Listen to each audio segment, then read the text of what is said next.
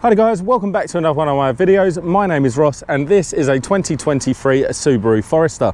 And in this video, I'm going to show you how easy it is to operate the child locking system on the rear doors.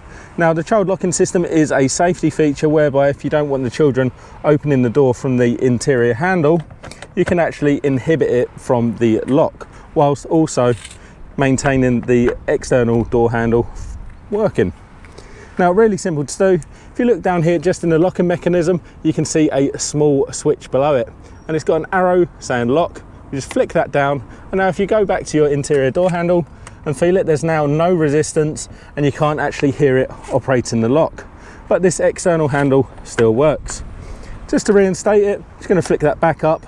Now you can feel that resistance come back from the interior handle and you can carry on as per normal.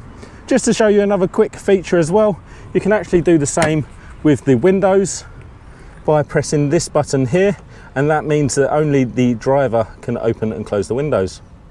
Cool little features, very handy if you've got young children like I do.